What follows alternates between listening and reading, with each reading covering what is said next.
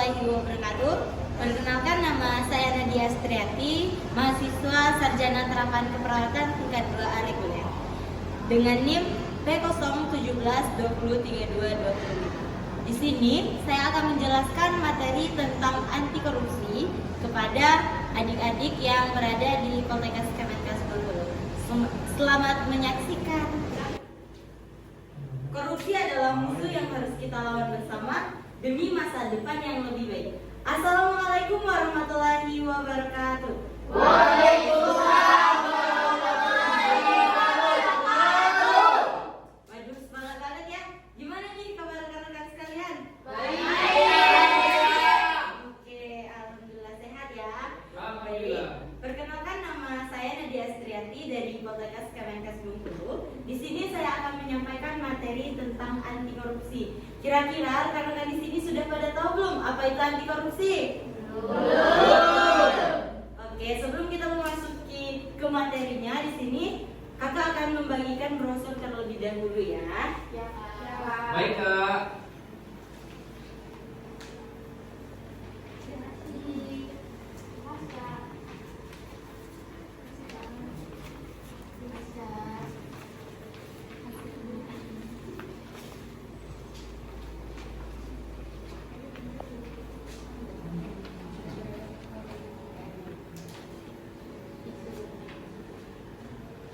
Oke, seperti yang kakak singgung di awal tadi, bahwasanya korupsi itu harus kita lawan.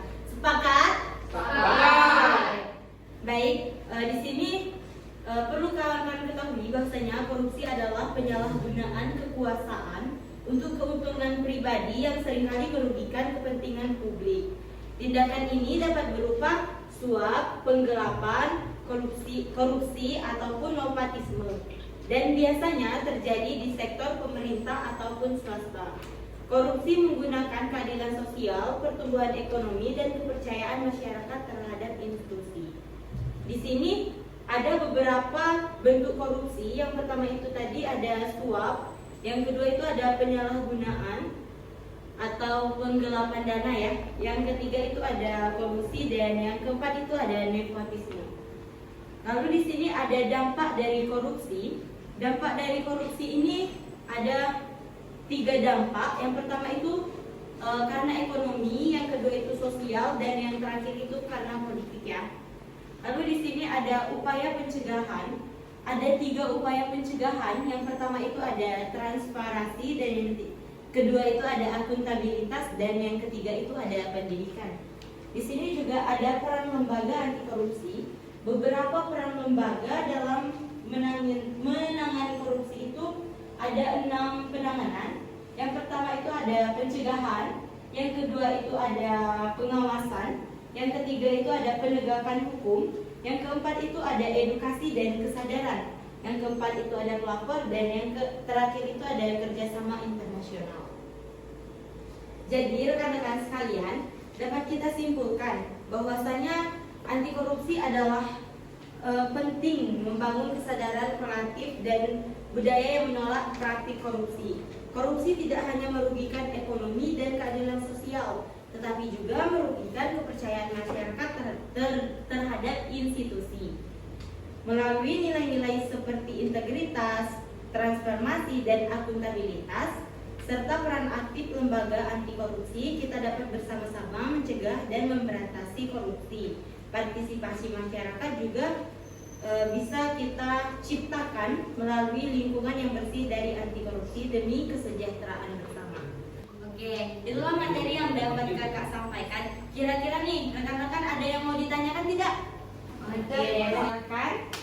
Baik, sebelumnya perkenalkan Kak, nama saya Anisha.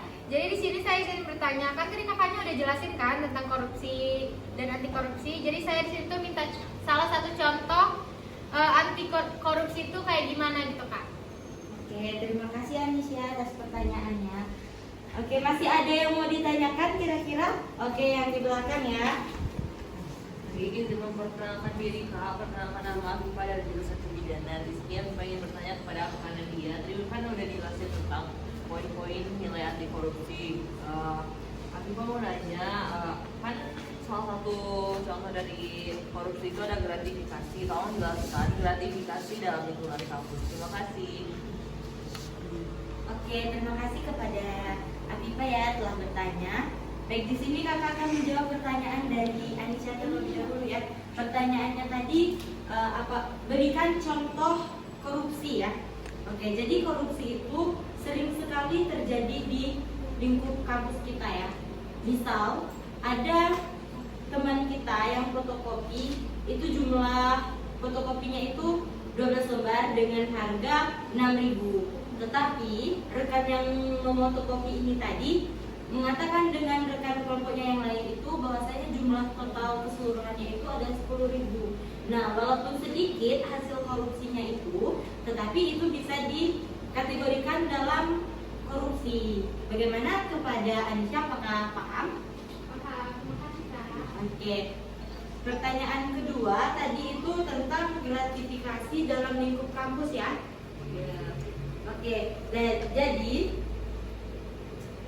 jadi di kampus itu gratifikasi di kampus merujuk pada pemberian hadiah, imbalan ataupun fasilitas yang diterima oleh mahasiswa ataupun dosen yang dapat mempengaruhi keputusan dan perilaku mereka. Ini bisa mencakup berbagai bentuk, mulai dari uang, barang. Bagaimana kepada saudari Afifa, apakah paham? Udah paham Kak, makasih. Oke, mungkin itu saja materi yang dapat kakak sampaikan. Kakak akhiri. Wabillahi taufiq wal hidayah. Wassalamualaikum warahmatullahi wabarakatuh. Waalaikumsalam warahmatullahi wabarakatuh. Terima kasih, Kak. Terima kasih kepada kakak-kakak dan rekan-rekan yang telah menyaksikan video saya. See you next time.